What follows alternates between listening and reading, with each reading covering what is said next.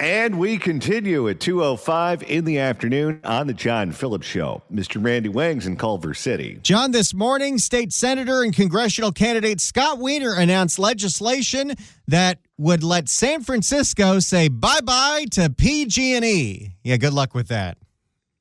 How long has San Francisco been trying to split away from PG&E? 100 years. Well, good luck with that, Senator. 800-222-5222 is a telephone number, 1-800-222-5222. Well, embattled Los Angeles Mayor Karen Bass thought, okay, I'm getting roughed up in the press because of the after-action report on the fires and the condition of the city, the Olympics coming. We know it's not going to be ready. Let's do something that'll generate positive press. So she decided that she would show up with a bunch of city workers and fill in potholes and invite all of the cameras to take pictures and video of her filling in the potholes so she can look like she is a can-do mayor.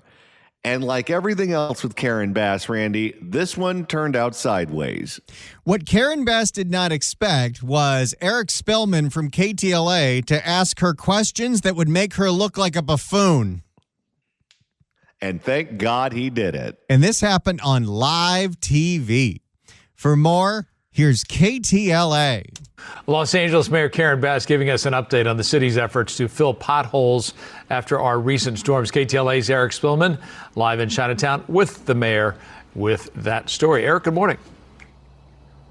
Good morning. We're with the... I guess KTLA is going to be on that list now. Oh, yeah. He's definitely going on the naughty list after this. Good morning. We're with the mayor and we're with the head of the Bureau of Street Services here, Keith Mose. Good morning to you both. Good morning. Potholes are an issue now, especially since it has rained and we've seen so many of them. What are you going to do about it? That's right. Well, and let me just tell you, we are fixing them. And in the last 3 months, we fixed over 10,000 potholes. And in the last couple of weeks, we've fixed almost 300. So we are going to continue doing that. And until all the potholes are fixed. And what we're doing here is asking people to report on 311 when they see a pothole, because we certainly don't want cars damaged or people to be, have difficulty with that.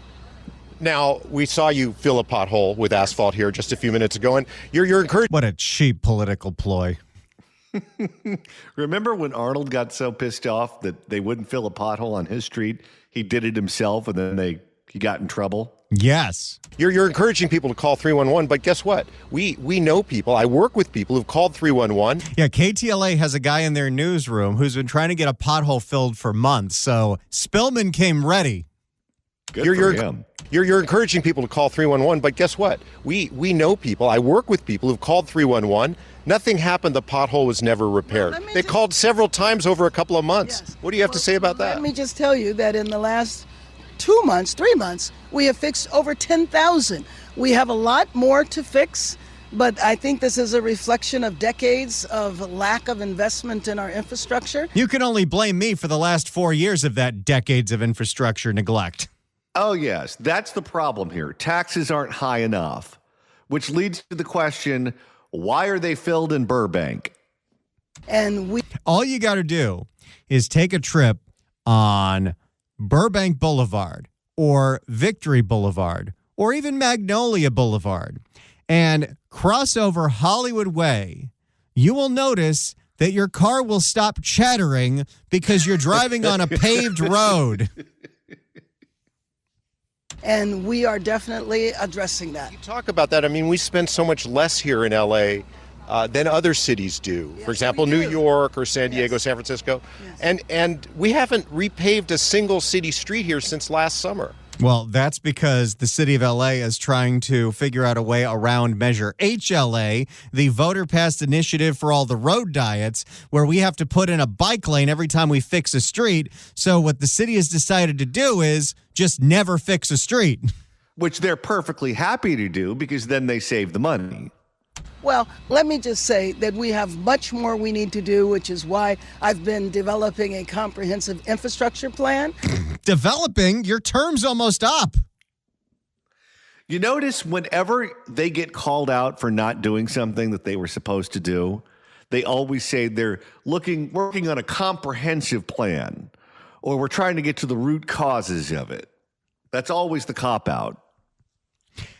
Karen Bass was not expecting this. This was supposed to be a simple live hit on morning TV to be like, I filled a pothole, and it's not going well. Again, this is a situation that has existed for a very long time. And don't blame me. Blame Garcetti and Viragosa. I'm sure Antonio is very happy with this interview. You still endorsing her, buddy? Have you noticed that nobody in this race is asking for Garcetti's endorsement? I've received things on both ends. Fitting. And we are absolutely addressing it. We need... No, you're not. Again, you have a guy in the newsroom at KTLA who for months has been calling 311 and asking to get a pothole filled, and nothing happens. And just because you say you're taking care of it doesn't actually mean you are taking care of it. There's a big difference. We need to invest more in our infrastructure, and that is something that we are definitely going to do. I mean, but these things take a lot of time. I think it was you who was saying, or somebody, that they're going to repave something like 60 lane miles of city streets this year.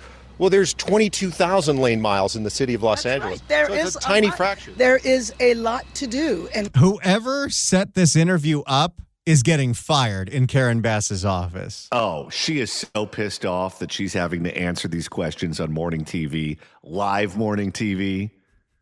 Well, there's 22,000 lane miles in the city of Los Angeles. Right. There so is it's a tiny fraction. There is a lot to do, and we need the resources to make sure that it is done. And I think 60 miles will be an accomplishment that needs to happen. But you could... That's not a good accomplishment. No, she needs the resources. So what she's calling for is more money. That means a tax increase is on the horizon, if that's a position that she's taking. But you could look at every aspect of our infrastructure, and it is the same issue. Because just for reference, Eric Spillman said there's 10,000 lane miles in the city. Karen Bass is touting that this year they're going to repave 60 miles. In case you don't do math, that is 0.6% of the lane miles. Which is why whenever you're driving around Los Angeles, you don't notice any difference, because that is statistically insignificant. But you could look at every aspect of our infrastructure, and it is the same. Everything's crappy here. Remember when I melted the 10 freeway? Well, she didn't melt it, but she let it melt, and then we never arrested the guy that melted it. And it is the same issue. It is really, really, really difficult for me to say this, because if I talked to me from 5 years ago, I would never believe it. She's worse than Garcetti in every single way. I give him the full face. I didn't think that would be possible, but you are 100% correct. We often lead from the front, but it is time for us to lead from the back. Okay, then. And right now, she is just tapping her foot, thinking, how much longer is this going to go on? Just end this already. And it is the same. This is the beauty of live. She has no control over this situation now. And it is the same issue.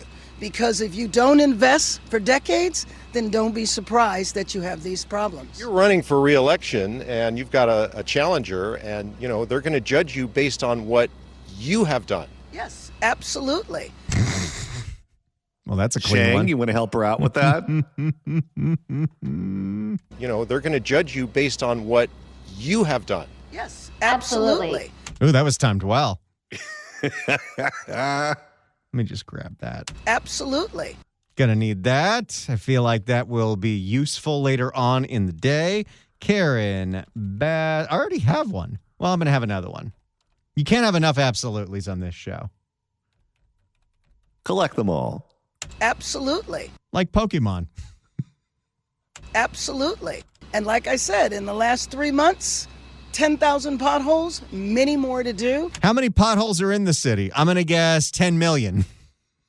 Yeah, don't make her do math. And like I said, in the last 3 months, 10,000 potholes, many more to do, much more we need to do for our infrastructure. I am happy that street homelessness, which was one of the number one issues. No one's asking you about that and your BS numbers on homelessness. Yeah, there are bums everywhere you turn in this city. I am happy that street homelessness. There might be some living in the potholes. I am happy that street homelessness, which was one of the number one issues in our city, has been in decline. Is it down in Skid Row? You know, as I sit here listening to this, why in the world does she even want another term? Her life must be miserable. The city is a basket case. The eyes of the world are on us because of the World Cup and the Olympics. There's no way we're going to be able to host them without 1,000,001 problems popping up. You're going to be the subject of international ridicule. You don't have to do this job. You can move on and retire or run for some other office. Why do you want to put yourself through this gauntlet of punishment? It really seems like one of the dumbest political decisions of all time to go from having a safe seat in Congress where you are relatively anonymous, you're not held accountable for anything that you're doing, you can go to Ghana all you want and nobody cares, to go to a job where you are the face of all the failures of the city. And you don't have the skill set to run the city. You're aware that you don't have the skill set to run the city, but you do it anyway because, I don't know, you like the perks. For 2 solid years. I'm worried because of what the Trump administration did yesterday that we might have an increase, considering they have now issued regulations. Notice how she's completely changing the topic because she has no good answers for why the streets are in such terrible condition after she's been in charge now for 4 years. No, the question was about the potholes, and somehow her answer became about homeless people, and now it's about bashing Trump. Considering they have now issued regulations that say no mixed status families can be in public housing. We do not want to see thousands of Angelenos thrown on the street because of a regulation from HUD. So as we struggle in our city, we also have to struggle against policies coming out of Washington, policies coming out of Sacramento, and then the overall economic uncertainty that we are experiencing in our region. Thank you very much. Appreciate it. Thanks for talking to us. Appreciate it. All right, we'll send it back to you in the studio. Boy, she wrapped that up fast after she took him off topic. How pissed do you think she was all weekend because of that interview? Furious. So that's what's going on with the mayor. Meantime, the LA Department of Transportation is now publishing videos asking Angelenos to stop defecating on buses. So this is a bizarre story, but in case you're not aware, there's the LA Metro system, which is run by a joint board of the county and the city, but there's also the LA Department of Transportation, and they have their own buses, the blue buses, the dash buses. Well, apparently, the LA Department of Transportation had a new awareness campaign with some videos on the buses that they also posted to their YouTube channel about some bad behavior they'd like the people who ride the bus to avoid. And as soon as they got asked about these videos by CBS LA, they took them off the website. Unbelievable. I wonder how much money we spent making these videos. Somebody got paid with your tax dollars to make a video that said, "Don't poop on the bus." And clearly it's a big enough problem where a room full of people decided it would be a good idea to spend a bunch of money making these videos. For more on this, here's a little report from our friends at CBS LA. An update tonight to a story we told you about last night at 9 o'clock. Videos running on LA DOT buses instructing riders how to report bad behavior like smoking, drinking, and, going to the bathroom. You can tell. Adults are actually doing that. You can tell just with her delivery that Pat has seen it all and she's over it. She is so over this place. Running on LA DOT buses instructing riders how to report bad behavior like smoking, drinking, and, going to the bathroom. Pat's had enough. Wouldn't you? CBS LA assignment editor Mike Rogers at the desk. Well, Mike, when you asked the city about this yesterday, they took down the videos, but tonight they're telling you why. Yeah, Pat, we're getting a couple of those answers that we had talked about last night. One of them was, how big of a problem really is this that you had to create a video to run on a loop on the buses? Here's the video. I mean, that is a very legitimate question. If you are a news agency, you want to know how much poop is there on the bus that you need to make a video to tell people to not poop on the bus. Okay, so this has to be crackheads, and crackheads are not going to pay attention to a video. That is true. Run on a loop on the buses. Here's the video we're talking about. It says no pooping on the buses, and it... I bet you we spent 6 figures making that video, too. If you want to know why none of the potholes are filled, it's because this is where some of the city's money goes. Says no pooping on the buses, and it asks people to report that to LADOT if they see it. It was a series of 6 videos that were on there that It's their new campaign, if you smell something, say something. 6 videos? So this is like Liberty's Kids. that encourage people to report things like no smoking, no drinking, no fare evasions as part of the If You See Something, Do Something campaign. Now, the big question we had was, is this that big of a problem that you had to make a video about it? The city responded to it saying events like those featured in the videos are rare. LADOT is ready to respond to any reports of misconduct. But Pat, we told you yesterday that as soon as we started asking questions, the video came off the website as well as their YouTube pages. Okay, that is hilarious. If it's rare, then why did we spend the money on the video? They were so proud of this. They even posted it to the LADOT's YouTube channel, which I'm sure I'm subscribed to. And as soon as they got questions about it, they deleted the videos, not from the bus, but from the website, because they want the only people to see that video to be the bus riders. They don't want the general public knowing what they're wasting your money on. Cute.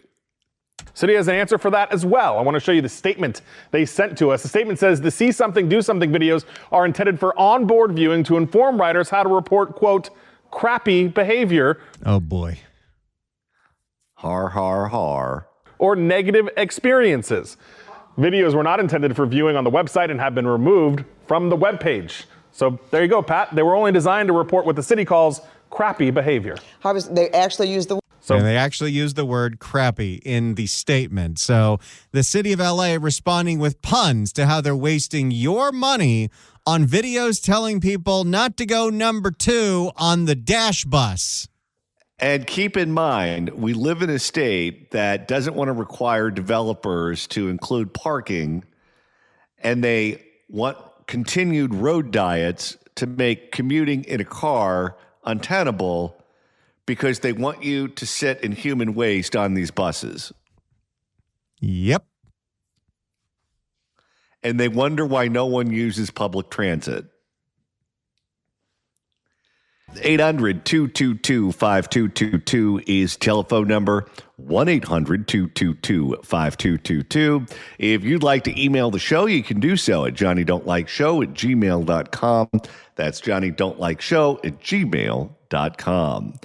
And if you want to email the show, you can do so. Wait, did I just give that out? No, probably. I don't know. Okay. Well, if you want to email us, it's johnnydon'tlikeshow@gmail.com. And Randy, you are monitoring the mailbag. Dan writes in at johnnydon'tlikeshow@gmail.com. Randy, check my math for me. If they fixed over 10,000 potholes in the last 2 months and they fixed over 300 in just the last 2 weeks, then they have slowed progress significantly. You know, I need to learn not to try to see if Mexico's still there while I'm giving out the email, because I forget where I am. Well, it might impact some future cruises. Mexico is still there, but the Costco and PV is not. So if you live in Puerto Vallarta and you have a hankering for a rotisserie chicken, you might be out of luck. Or they might be really burned.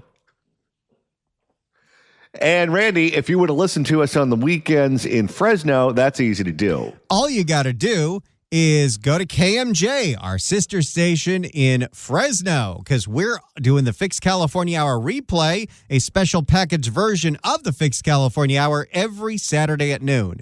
You can listen to it on the radio if you're driving through the Central Valley on 580 on the AM dial, 105.9 FM, or go to the website, kmjnow.com. Boy, are we giving a lot of love to the Central Valley.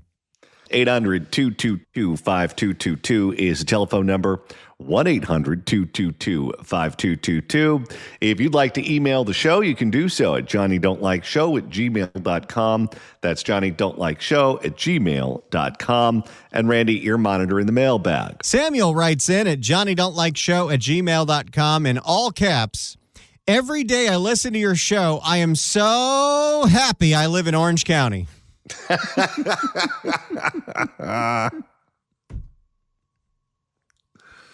All right. Well, as if you need another reason, Randy, it's time to open up the California Crime Blotter. It's happened yet again. I see. Time for the California Crime Blotter. And East LA is now in the dark because of copper wire theft. Of course it is, because that's what happens in the city that wants to invite the world. Let's criminalize catalytic converters. Let's criminalize copper. For more, here is Fox 11 in Los Angeles. Good evening, I'm Susan Hirosuna. City leaders are touting hundreds of streetlight repairs across neighborhoods in East LA, but some residents say they're still left in the dark. Fox 11's Rachel Aragon is live in El Sereno. And Rachel, council members say the work to improve street lighting is just beginning. It's far from over.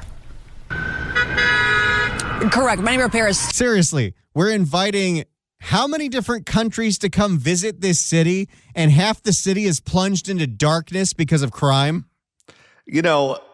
We're aware of what Los Angeles is like, the people who live here. The world is not.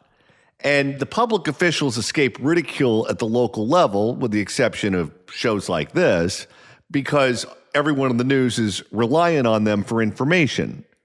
I don't think they realize what's coming when the world gets here and they see it with their own eyes. I just can't imagine the culture shock. If, you think of all the big countries that are really into soccer that are going to be here in the summer for the World Cup, like people who live in Madrid, how you go from Madrid to this dump and not have something to say about it.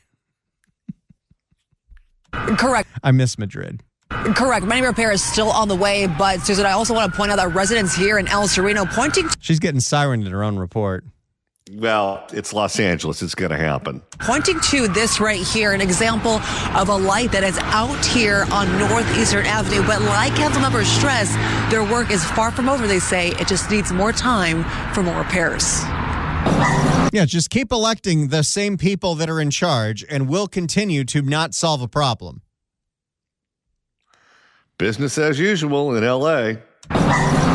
Dark. You can't really notice anything at night. Residents along Ithaca Avenue and North Lombardi Boulevard in El Sereno say some of their street lights have been out for more than 6 months. It's pretty bad that it's been so long already and they haven't fixed them. It's an issue residents are hoping to bring to light among city leaders. This week, Councilmember Isabel Gerardo announced her office's streetlight repair crew restored lighting for more than 400 lights across District 14. And how many got stolen this week? That's a very good question. Including in El Sereno. But some neighbors point out many lights have yet to be fixed. Right now, I'm standing. Now, just to be fair, those lights would be broken whether Isabel won that election or KDL won that election. Quite frankly. Yeah, they didn't really have a good option, did they? Nope. Right now, I'm standing about 6 feet from the camera, and it's pretty hard to tell where I'm at. But that's why residents say they want those streetlights repaired to make it safer to be outside. I know the area, but if I didn't, I'd be lost because you can't see the street signs. Driving around, Fox 11 also noticed several lights out along Eastern Avenue. After talking with the council member's office about residents' concerns, a representative for her office said while the next step is to tackle outages in downtown Los Angeles, there will be a second round of repairs in the neighborhoods within her district. In a state second round of repairs, meaning that the lights that they already fixed, they have to fix again because the copper wire got stolen again. Because we're doing everything we can to make sure that the lights stay on, except putting people in jail for stealing the copper wire. Well, we can't do that. Let's criminalize catalytic converters. Let's criminalize copper. I got to say, for a long time, I thought the worst member on that council was Ulysses. It's Hugo. It is Hugo by a mile. He is awful. In a statement, the council members said, "We champion this long-term initiative to deliver the infrastructure and services Angelenos deserve." Councilmember Gerardo also assuring residents that crews are fortifying street light infrastructure against copper wire theft. It's a crime trend occurring across Los Angeles. Here on the west side, we have just replaced hundreds of lights over in Playa Vista. Earlier this month, other council members said they are taking similar action to deter copper wire theft. Hasn't really worked. Even with Tracy's task force, who, by the way, she put together with Kevin De Leon, we have seen very little results. It is hot as hell. No, what you have to do is you have to put people in jail. They break the law, you put them in jail. And you have to have the officers to do that. And they don't even want the officers to catch them. That's why they want the safety ambassadors. Because the safety ambassadors were probably in the same gang as the people stealing the copper wire 8 months ago. And they don't have the ability to arrest anyone for breaking the law. And clear a backlog of streetlight repair requests in West Los Angeles. And Councilmember Gerardo's office saying they're using discretionary funds to pay for those repairs. But also, Susan, something I want to point out, we learned the city says that it can cost up to $2,000 from taxpayers to really cover the cost of some of these streetlights. So a lot of $2,000 to fix a streetlight, and we have to do it over and over and over and over again in a city that has the footprint of 500 square miles. And in the meantime, we're all in the dark. So a lot of money and really a lot of time that goes into repairing this. Of course, residents still want to see more action, and I know that council members say they are working towards it. It's just going to take some time. Well, how do city crews figure out where to go first to repair these streetlights? Yeah, a lot of these council members, they told me it's like the formula, if you will. It has to do with the number of outages, of course, that they're seeing in a certain area, but also the duration of time it's been out. Okay, let's see. This neighborhood's been plunged in a dark list for 3 years. Let's tackle that one first. And frequently when this happens, it also knocks them offline. So if you work from home, you can't work from your house. You have to go to a Starbucks or something. If you are a student and you're expected to use the internet to help you with your homework, you can't do your homework from home. And they have to live like that. They're expected to live like that because we don't want to take these people and put them in jail. We don't have any room in there. Jail's full. They also say it goes to the reporting, and they encourage residents, of course, to report on 311 and reach out. So it's just like you're supposed to report the potholes, make sure you report the broken streetlights because they'll get right on that.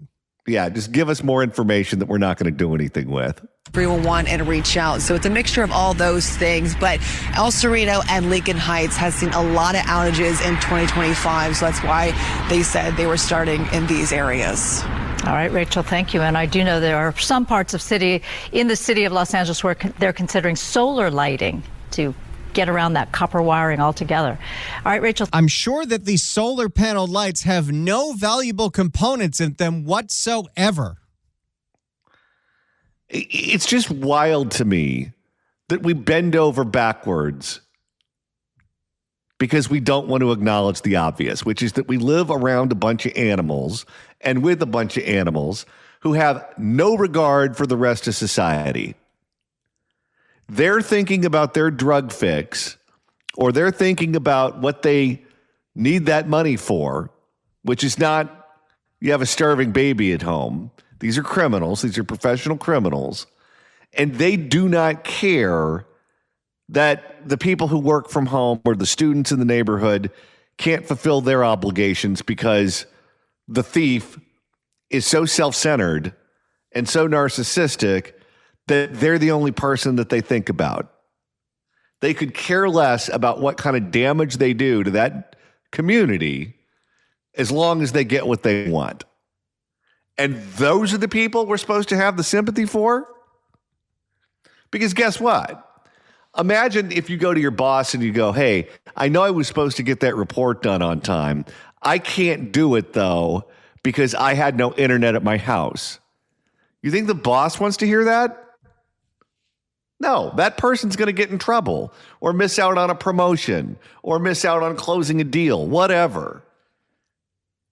And it's like no one at the city cares about that person. Let's worry about the person stealing the copper wire. 800-222-5222 is the telephone number. 1-800-222-5222. And right now it's time to reopen the California Crime Blotter. If the cashier is dummy. We couldn't make this stuff up if we tried. I said, hell no, baby boy. Let me get up on out of here. It's the California Crime Blotter. And Randy, this is actually a story that we brought you last week, but now Ed Laskos has gotten in on the action. And, well, if Ed's in on the action, we're in too. It was the yet again Pokemon card store robbery in Anaheim. But now that Ed Laskos has a few more details, we're just going to have to go for it. You bet it's frustrating.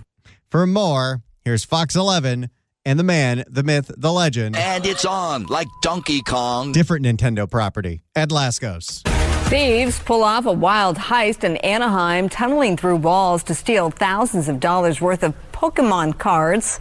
Police are searching for the suspects, but this is not the first time in recent months these valuable cards have been stolen.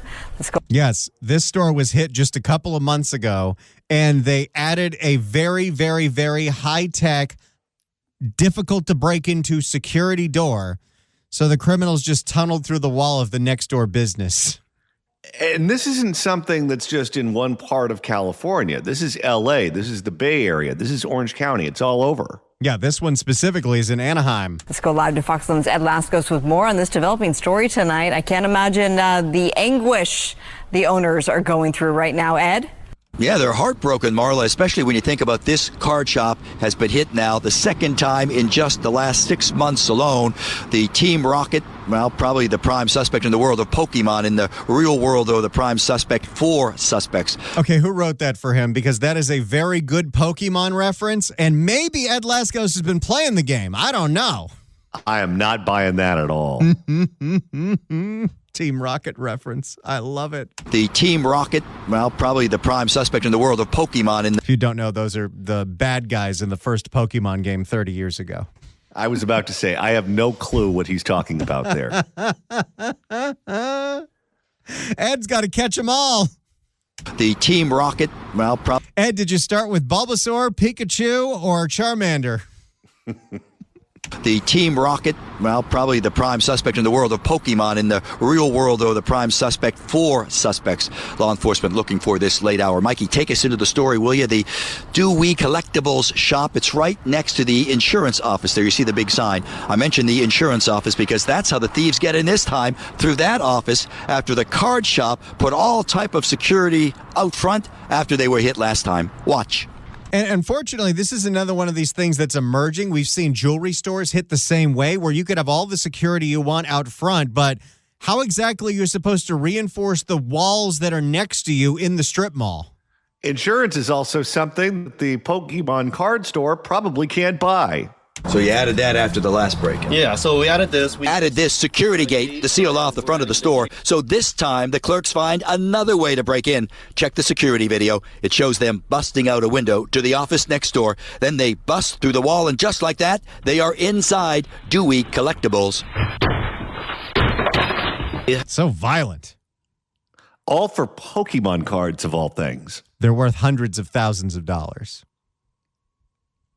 They have come in through the daytime and scouted the area, know where like the display cases are, would know where to go and everything, and know where our weak spots are. And knew what cards they wanted. Oh, hell yeah. The cards they want are the valuable Pokemon cards, prized by collectors and investors who trade cards. And we're talking top dollar cards here. You had one that was really, really expensive? Yeah, so one of the cards we had was estimated to be $10,000. For one card? For one card. That's actually pretty low compared to some of the other shops. What do you do if you own one of these shops? You take it to a bank and a safe at a bank location somewhere each night? How do you protect yourself? That's what you got to do. You got to put all the cards, and they're not that big, in a safe deposit box. For one card. They pretty much clean out the shop, stealing cards worth more than $100,000, but that's not the saddest part. It's very devastating in the fact that we got broken into, but at the same time, we kind of expected it, which is kind of a crazy thing to say. Can you imagine being a business owner and you know any day now you're going to get robbed? And this is Orange County, where it's relatively safe. This poor guy feels like he's in LA. But after seeing that a lot of shops have also been broken into, It's all part of a surge in robberies, all targeting card shops and those exclusive Pokemon cards. This one goes down in West LA a few months ago, and now it happens yet again in Anaheim, the second time they're hit in the last 6 months. They came right through your wall? Yeah, through the wall. So we have it covered up with the scaffolding and, well... It's just a giant hole in the wall of this shop now. Again, every story that we do on this program is like an episode out of Looney Tunes. And I'm sure the insurance salesman next door knows that he will never, ever, ever cover any business like this. That's our right neighbors. through. Yeah. Well, they dropped their phone. Police end up getting the phone as evidence for the forensics team. You're kidding, so they could probably find this dummy. Yeah. And that's why we love Ed Lascos. They don't care. You're kidding, so they could probably find this dummy. Yeah, they could probably find them. They could probably trace the phones because the phone was unlocked. Nothing makes me happier in a crime story when Ed calls them a dummy or a crook or a crumb. It's just, you need that. You feel like Ed's on your side. Well, and this is one of these cases where if this was in Oakland, if this was in Los Angeles, if this was in San Francisco, you know that the cops would have this information available to them, but they wouldn't do anything with it because they have 1,000,001 problems that are more important than dealing with a stolen Pokemon card. But in Orange County, they'll probably use this information to catch and arrest these people. So at least we can cling on to that. Now live, imagine that, not the brightest stars, as they say, huh? Think about it. They went out of their way wearing gloves to hide their fingerprints, masks, so you can't see their face, and yet they leave behind that cell phone, unlocked cell phone. And Marla, you bet, police working on that hot lead tonight. They want to catch these 4 suspects ASAP. There you go. Ed Lascos on the scene with the, yet again, another Pokemon card robbery, this time in Anaheim. Let's go to George in Monrovia. George, hello. Hi, guys. Great show. Easy solution to the copper theft problem. If you're not going to put them in jail, you find a warehouse, fill it full of brand new copper wire, and distribute it on Tuesday and Thursday at lunchtime or whatever. There's 2 benefits here. Number one is that the lights don't go out, the power doesn't go out, the electric service isn't interrupted. And the second benefit is that the city's electricians can get back to not doing whatever it is they don't do. Just give it away. Well, copper wire is not that expensive. It's not like it's a really, truly valuable product. It's just crackheads know that it's there, so why not take it? There you go. All right. Thank you for the call, sir. Let's go to Mark in the North Bay. Mark, hello. Hey, good afternoon, guys. Why I don't understand LA. I mean, why is everybody jimmy jacking around with these light poles when they just need to put solar on them? Okay, that's what we do in the North Bay. We don't mess around with it. We're almost all solar. And Katie Porter's a pig.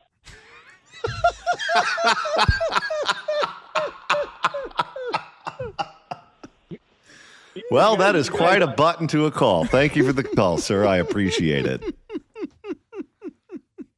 This is bad. We're encouraging this behavior. It was a non sequitur, but I've got to say, he listened to the first hour. If you missed the first hour, you can get the podcast. Oh, my God. We might have to listen to that call again. I'll play it for you tomorrow. All right.